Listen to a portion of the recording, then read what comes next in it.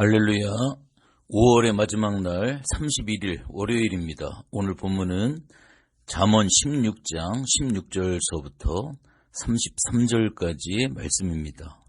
우리가 이제까지 하나님의 주권과 섭리에 대한 강조에 이어서 오늘 본문에서는 이를 인정하는 것이 지혜로운 삶이라고 하는 사실을 소개를 하고 있습니다. 특별히 지혜의 가치와 그로 인한 유익에 관해서 오늘 본문에서 이야기를 하고 있는데, 오늘 16절과 17절의 말씀에 보면 지혜를 얻는 것이 금을 얻는 것보다 얼마나 나은고 명철을 얻는 것이 은을 얻는 것보다 더욱 나으니라. 악을 떠나는 것은 정직한 사람의 대로니 그 길을 지키는 자는 자기의 영혼을 보존하느니라. 아멘. 지혜와 명철의 가치가 각각 금과 은에 비교되면서 그것을 가진 자가 얻을 궁극적 유익에 대해서 이야기를 하고 있습니다. 오늘 본문에 보면 보다 얼마나 나은고라고 하는 표현이 있습니다. 이것은 지혜의 고유한 가치는 세상의 그 어떤 것과도 비교할 수 없는 것임을 나타내고 있습니다. 특별히 본문의 금과 은은 세상에서 가치 있다고 여겨지는 것을 가리키는데, 이는 사람마다 다를 수가 있습니다. 어떤 사람은 명예, 어떤 사람은 건강, 학문, 또한 가족의 행복, 또한 세상에서의 성공 등 세상 사람들은 모두 갖기를 원하고 가치 있는 것으로 인정하지만 사람마다 가장 원하고 추구하는 가치는 차이가 있습니다. 그러나 잠언에서 계속 이야기하고 있는 이 지혜라고 하는 것은 이런 것들과 대등하게 비교될 수 없는 탁월한 가치를 가집니다. 왜냐하면 지혜의 가치는 영원하기 때문에 그렇습니다. 지혜는 육신적이고 세속적인 유익 이상의 것을 우리에게 줍니다. 그것은 바로 우리의 영혼을 보존하는 것입니다. 악을 멀리하는 것은 지혜로운 자의 삶의 특징이고 그로 인해 영혼을 지키게 되는 것임을 기억해야 됩니다. 또한 18절과 19절의 말씀에 보면 교만은 패망의 선봉이요 거만한 마음은 넘어짐의 앞잡이이니라. 겸손한 자와 함께하여 마음을 낮추는 것이 교만한 자와 함께하여 탈취물을 나누는 것보다 나으니라 라고 하는 말씀을 합니다. 지혜를 소유한 자의 인격적 특성인 겸손에 대해서 이야기를 하고 있습니다. 지혜로운 자의 특징적 성품은 겸손하다라고 하는 겁니다. 우리가 알다시피 겸손만큼 실현하기 어려운 것도 없습니다. 왜냐하면 겸손이라고 하는 것은 자기 중심적인 인간의 본성을 거스리는 것인 동시에 하나님과의 올바른 관계 안에서만 가능한 덕이기 때문에 그렇습니다. 정도의 차이나 외적인 표현의 차이가 있을 뿐 대부분의 사람들은 교만합니다. 지혜는 이러한 인간 본성적 어리석음을 벗어나게 합니다. 자기 중심적인 시각을 벗어나 절대자이신 하나님을 인식하고 그분 앞에서 자신을 정확하게 평가를 하고 있습니다.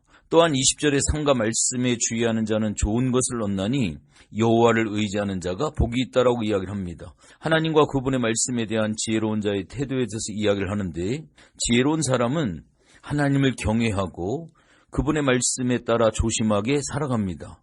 그가 삶에서 온갖 좋은 것들을 누리게 되는 것은 바로 하나님의 말씀에 주의하기 때문에 그렇습니다.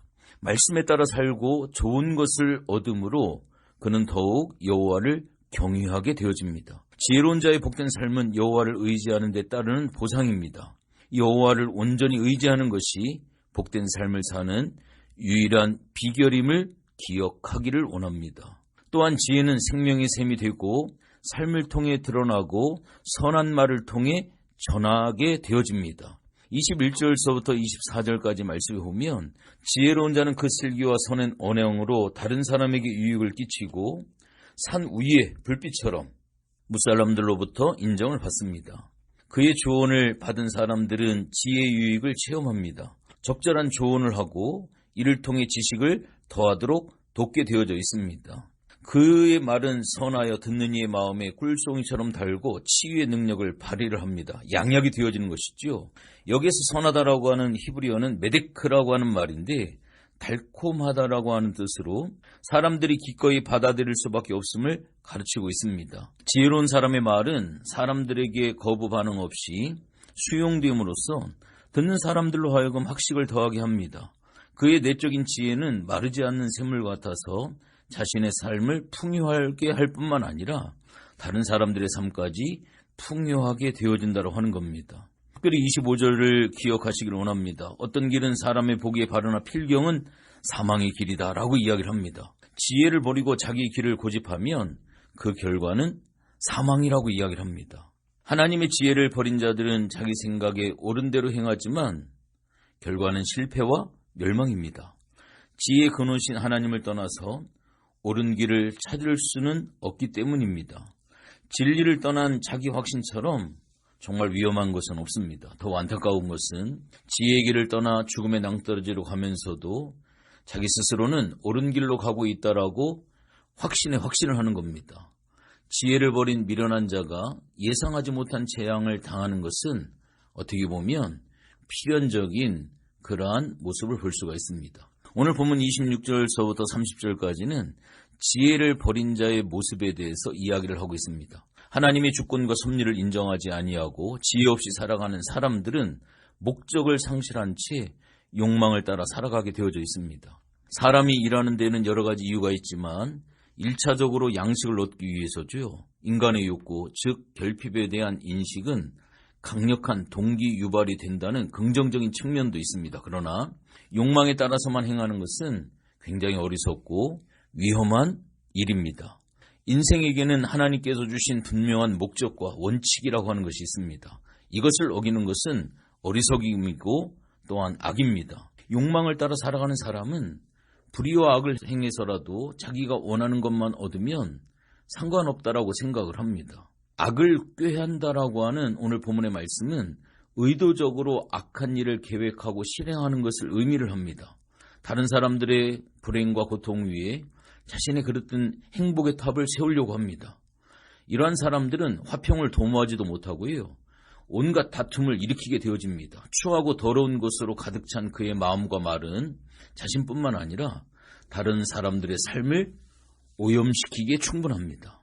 스스로의 악에 만족하지 아니하고 이웃까지 악을 즐기도록 만들며 다른 사람이 악을 행하는 것에 쾌감을 느낍니다. 그가 바라보는 눈과 그가 말하는 입은 악의 도구가 되어줄 수밖에 없습니다. 그러나 지혜로운 자가 얻게 될 영예와 하나님의 주권에 대해서 오늘 본문 31절서부터 마지막 33절까지 이야기를 합니다. 결론적으로 지혜로운 자가 얻게 될 영예와 함께 하나님의 주권이 다시 한번 강조가 되어집니다. 31절에 백발은 영화의 면류가 아니라 의로운 길에서 얻으리라 말씀을 합니다. 지혜를 따르는 의의 길이 곧 생명을 보존하는 길이다 라고 하는 사실을 강조를 합니다. 미련한 자가 악을 행함으로써 사망에 이르는 것과는 대조적으로 생명의 샘이 되는 지혜를 가진 자는 그의 의로 인해 장수의 복을 누리게 되어져 있습니다. 의로운 삶을 살아가는 것은 당장의 표시는 나지 않지만 시간이 흐르고 흐를수록 그 가치는 드러나게 되어져 있습니다. 악인 중에도 장수하는 자가 있지만 악인의 백발, 즉 불의를 행하면서 장수하는 것은 결코 영예가 되어줄 수가 없습니다. 오늘 보면 32절에 보면 지혜로운 자의 어진 성품은 장수의 축복을 누리는 비결이 될 뿐 아니라 가장 강력한 힘이 되어집니다. 노하기를 더디하는 자는 용사보다 낫고 자기의 마음을 다스리는 자는 성을 빼앗는 자보다 나으니라. 아멘이시죠? 지혜로서 자신을 다스리는 자는 자신을 절제할 수 있는 능력을 갖게 되고 온 세상을 이길 수 있는 힘이 되어집니다. 이 세상에서 진짜 강한 사람은 자신을 다스리는 사람입니다. 자신과의 싸움에서 이기는 것은 그 어떤 승리보다도 위대합니다. 인간의 죄악의 본성을 넘어 하나님의 권능 안에 있게 되었다라고 하는 분명한 증거가 되기 때문입니다. 오늘 본문은 이러한 사람을 가리켜 성을 빼앗는 자보다 낫다라고 말을 하고 있는데 이러한 능력을 갖기까지는 단번에 이루어지지 아니하고 부단히 자신과 싸워야 하고 이 과정에서 하나님의 주권에 대한 철저한 신뢰, 우리 하나님의 인도하심에 대한 전적인 100%의 순종이 필요합니다. 분노를 다스릴 수 있다라고 하는 것은 외적인 환경으로부터 온전한 자유를 얻게 되었다라고 하는 증거가 됩니다. 자기 마음의 분노를 이기는 자는 세상에 드러나지 않지만 그런 사람이 많을 때 세상은 화평을 이루게 되어져 있습니다. 결론적으로 사람의 모든 계획과 노력이 결실을 이루는 것은 하나님의 주권에 속한 일이다라고 하는 것을 다시 한번 강조를 합니다.